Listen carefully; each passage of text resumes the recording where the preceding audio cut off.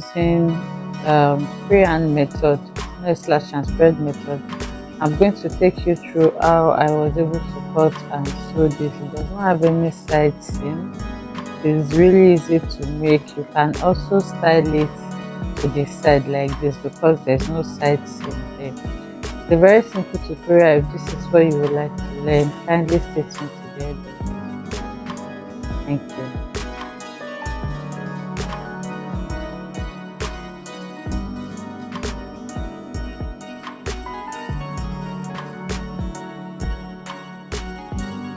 This I'm going to be using this purple crepe.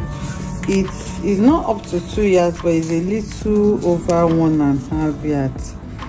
So I think I have 1 yard and almost 2 yards, 1 yard and 30 inches. So that is what I have on my crepe. It's a very simple A-line skirt. There are several ways you can cut it, but I'm going to be using the 90-degree flare method. Okay, so what we're going to be doing is to cut a 90-degree flare, and for this what you need is your waist circumference measurement. For me that's 36, and then you need your skirt length. That's all you need for this. I think I'm going to be working with 35 inches for my length. Okay, so this skirt is going to have button and button plackets in front. So for that I'm going to add extra 4 inches. So that's 2 for each side. So that will leave my waist at 40 inches. Okay, so the new waist I'm going to cut out is 40 inches. If you're not going to use up to this, you can add 3 inches or even 2 inches. So to get the radius of this flare, for a 90-degree flare, to get your radius, all you need is your circumference. That's where you want to place it. In this case is our waist, which is 40 inches. You're going to divide that by 1.571. This is a constant.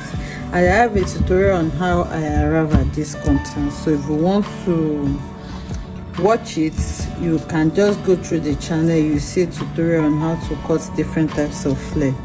So if you divide this, you're going to have about 25.5 inches. So this is going to be the radius of this flare you want to cut out. Okay, so to cut it out, what you just need to do for your 90-degree flare is to fold your fabric in form of a triangle just once. Remember, the fabric is like this now. So what I'm going to do now is to put it on fold, like I want to fold a triangle. Okay, let me use this as, so let's say this is my fabric.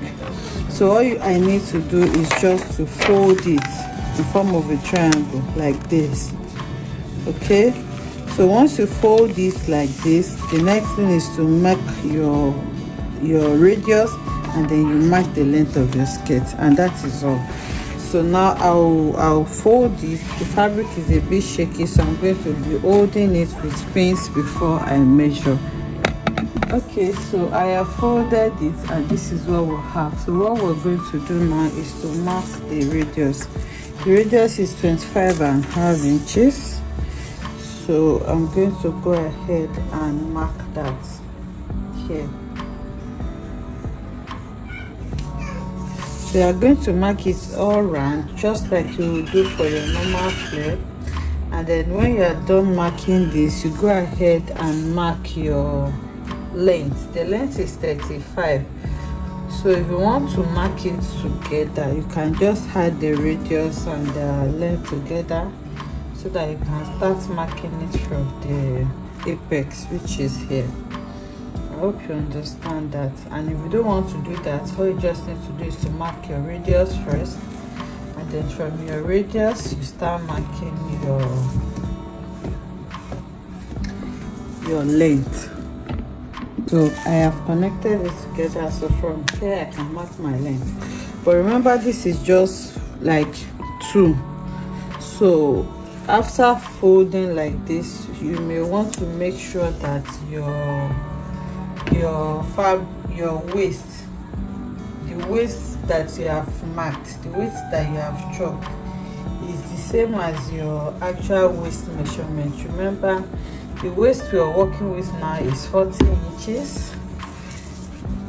So divided by 2, because this fabric is into 2, that should be 20. So I just want to check to see that I have up to that 20. So you can see I have exactly 20 inches here, so I'm good to go. So the next thing now is to go ahead now and mark my length, which is 35 inches. So from here I'll mark 35 all around. So I have gone ahead to mark the length as well. So what you just need to do now is to cut it out. So I'm going to cut it on the area that I marked for the length. You can see I'm just adding the little bit of folding allowance there. So what you need to do now is to create, once you are done cutting it, you just need to create your button allowance. I've cut the hem, so I'm cutting the waist. That's the radius now. So once I'm done cutting the opened part, that's going to be your center front. There is no side joining here. It does not have a side seam. The only open part is going to be the center front, where you're going to put your zipper, your button, sorry. So now remember we added 2 inches on each side for the button placket. So what you need to do is just to go ahead and fold in your button placket, but because of the buttonhole that I will be making, I want to iron hairstay to it. So I'm going to iron my hairstay, then after that I'm going to fold it once and then I'll fold it again. Then you can now go ahead to sew it, or you use your hemming gum to close it up. Whichever one you wish to work with is okay. So I'm going to go ahead and do that, but you can see the A-line effect that we already have on this skirt. So I'll do that now and bring it back to show us what we have. So you can see I have gone ahead to iron it. You can see there's hairstay on it, and then I folded it one time, then folded again. So like I said, you can go ahead to use your hemming gum to glue them together, or you sew. I'm going to be sewing mine. So once you do that, the last thing to do now is to create a band, and then you fix your skirt in between the band to finish up the waist. So after creating the button placket, you are going to use the band. So the band should be the measurement, the width should be how wide you want it to be, and the length should be your skirt, your skirt waist measurement. So you're going to put the band in between like this, and then you hem it on the lower part. Then you create buttonhole on one side and fix button to the other side. So it's very simple. I'll go ahead and do all of this now and bring it back to show you. So once you fix your buttonhole and you make your buttons, this is what you're going to have. You can open it to whatever slit length that you want. And you can see how beautiful it is looking and how easy it is to make this beautiful. I hope you enjoy making this beautiful tutorial with me. If you enjoyed it, let us know in the comment section. Like, comment and subscribe to our channel. You can also style it to the side like this. Remember, there's no side seam in this, so it can be styled anyhow you want. You can even turn the slit part to the back. Also, if you like to add pocket to this, then it means you have to open it by the side. I hope you enjoy making this with me, and I'll see you in the next one. Bye.